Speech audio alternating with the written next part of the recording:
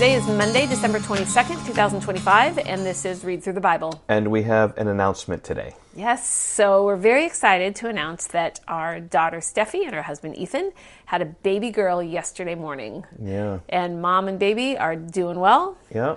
Tired, but doing well. Yeah, very tired. They're up all night long. Yeah, it was an all-night labor. So. Yeah, so we were able to FaceTime them and see both of them and see our fifth grandchild on the screen. Yep. And we're hoping to, planning on going down there on right after Christmas Day. Yeah. Mm-hmm.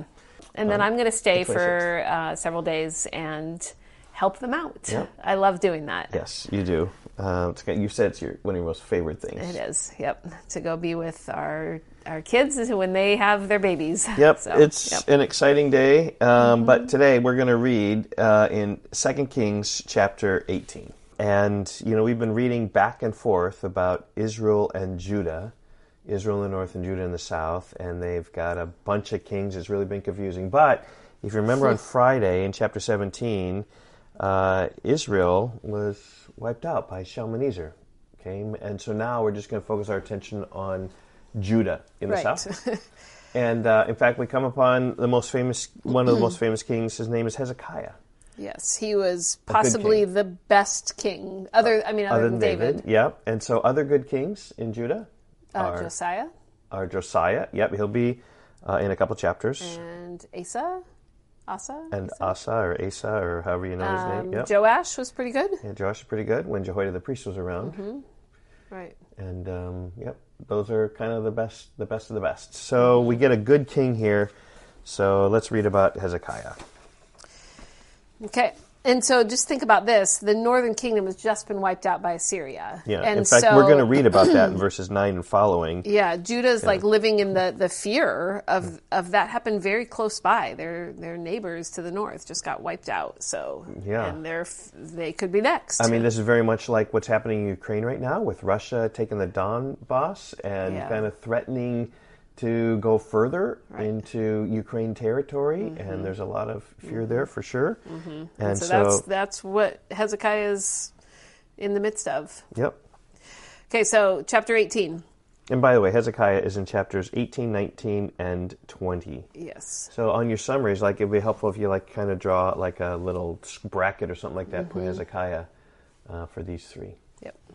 Okay, in the third year of Hoshea, the son of Elah, king of Israel, he was the last king of Israel, Hezekiah, the son of Ahaz, king of Judah, began to reign.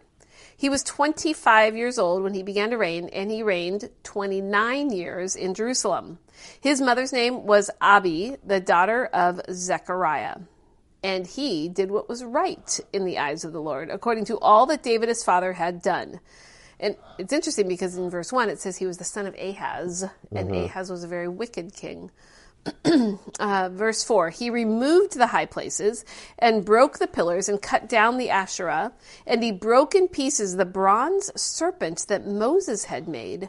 For until those days the people of Israel had made offerings to it. It was called Nehushtan.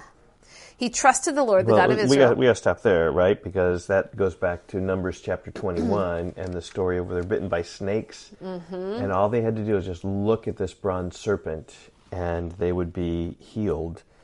Yeah, and it's interesting. We've not heard anything else about the bronze serpent until here, but apparently through the time of the judges, the bronze serpent existed, and now during the time of the kings, the bronze serpent existed, but people were making offerings to it. Well, maybe it just got placed in the tabernacle. It kind of went around and got placed in the temple, just like this sacred relic of some type. It is pretty amazing. It is, like a museum piece. Yeah. Amazing, yep.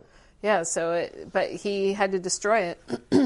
Verse 5, he trusted in the Lord, the God of Israel, so that there was none like him among all the kings of Judah after him, nor among those who were before him. So that's why you could say he was the greatest other than David. For he held fast to the Lord. He did not depart from following him, but kept the commandments that the Lord commanded Moses. And the Lord was with him. Wherever he went, he prospered. He rebelled against the king of Assyria and would not serve him. He struck down the Philistines as far as Gaza and its territory, from watchtower to fortified city. Okay, so that Gaza is the same Gaza we're talking about today. We're talking about the territory. Same area. Yeah, near the Mediterranean Sea, a little bit west and south of Israel is where we're talking about Gaza. And it's interesting here, we're talking about he rebelled against the king of Assyria, which had just taken over Israel. And kind of there's a little summary about it here in verse 9 and following.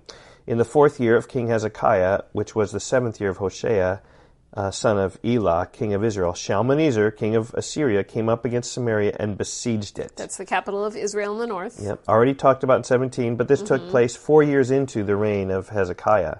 And at the end of 3 years, he took it. You remember, they besieged it, they surrounded Jerusalem, they surrounded Samaria, right, and starved it out. In the 6th year of Hezekiah, which was the 9th year of Hoshea, king of Israel, Samaria was taken.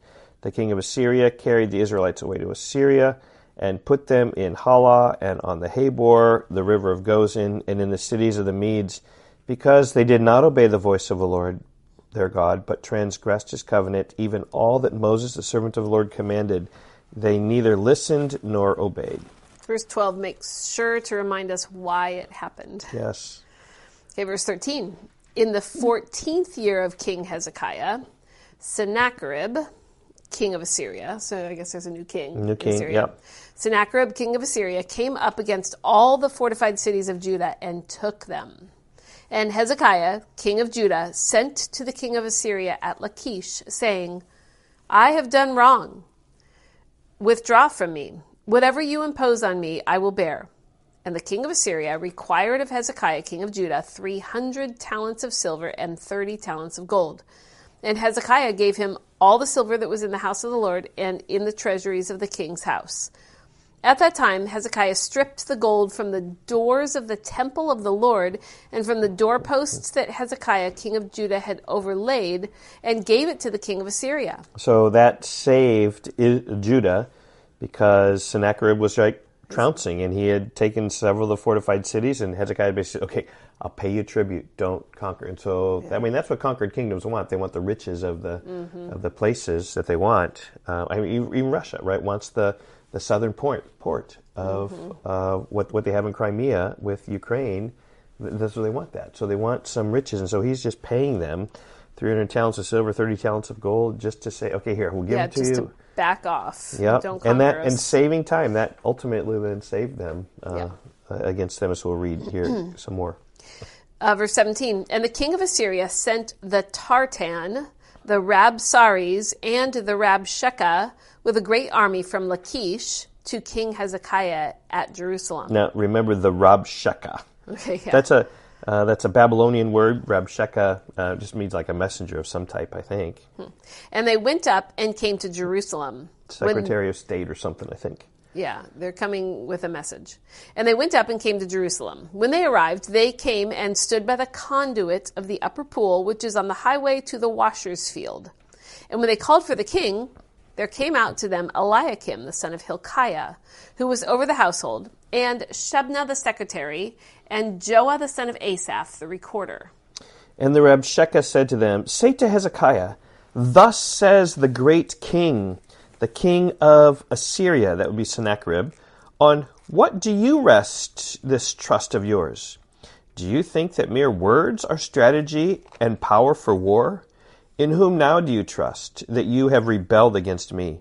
Behold, you are trusting now in Egypt, that broken reed of a staff, which will pierce the hand of any man who leads on it. Such is Pharaoh, the king of Egypt, to all who trust in him. But if you say to me, we trust in the Lord our God, is it not he whose high places and altars Hezekiah has removed, saying to Judah and to Jerusalem, you shall worship before this altar in Jerusalem? Come now, make a wager with my master, the king of Assyria. I will give you 2,000 horses, if you're able on your part to set riders on them. How then can you repulse a single captain among the least of my master's servants, when you trust in Egypt for chariots and for horsemen? Moreover, is it without the Lord that I have come up against this place to destroy it? The Lord said to me, go up against this land and destroy it. He's pulling out the God told me card. Yeah. That's what he's saying. In the name of Yahweh, he has told me I'm going to come and destroy this land.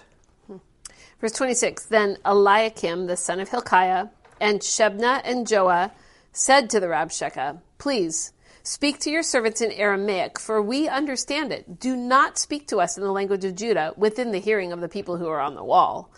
But so Eliakim and Joah, they don't want the people to hear this and be intimidated and scared.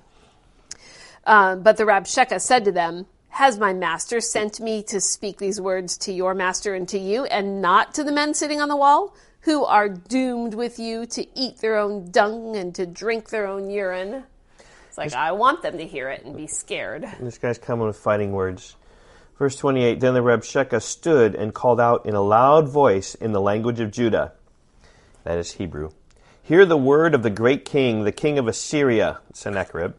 Thus says the king, do not let Hezekiah deceive you, for he will not be able to deliver you out of my hand. Do not let Hezekiah make you trust in the Lord by saying, the Lord will surely deliver us, and this city will not be given into the hand of the king of Assyria. Do not listen to Hezekiah, for thus says the king of Assyria, make your peace with me and come out to me. Then each one of you will eat of his own vine, and each one of his own fig tree, and each one of you will drink the water of his own cistern, until I come and take you away to a land like your own land, a land of grain and wine, a land of bread and vineyards, a land of olive trees and honey, that you may live and not die. And do not listen to Hezekiah when he misleads you, saying, the Lord will deliver us. Has any of the gods of the nations ever delivered his land out of the hand of the king of Assyria? Where are the gods of Hamath and Arpad? And where are the gods of Sepharvaim, Hena, and Ivah? Have they delivered Samaria out of my hand? Who among all the gods of the lands have delivered their lands out of my hand, that the Lord should deliver Jerusalem out of my hand? Wow.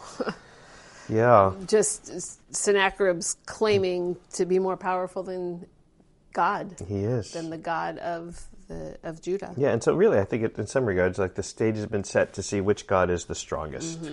Because when the Lord does deliver them, it's a demonstration that God is stronger than all those other the gods. Right. And then Proverbs 15 verse 1, a gentle answer turns away wrath. Here we go.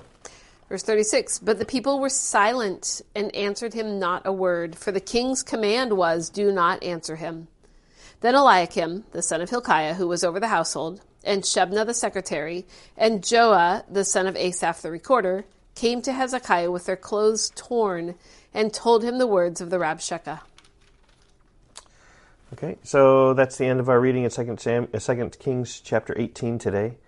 And just we've got Hezekiah begins his reign. And Hezekiah is a good king. You might even in your summary put Hezekiah parentheses good. And then there's this little parenthetical thought about just describing again how Shalmaneser of Assyria came and took away. It's like reviewing the destruction of Israel, the northern kingdom. And then we have Sennacherib coming, and he attacks some of the cities of Judah, and Hezekiah satisfies him with some gold. And then we got the Rabshakeh taunting the people of Judah.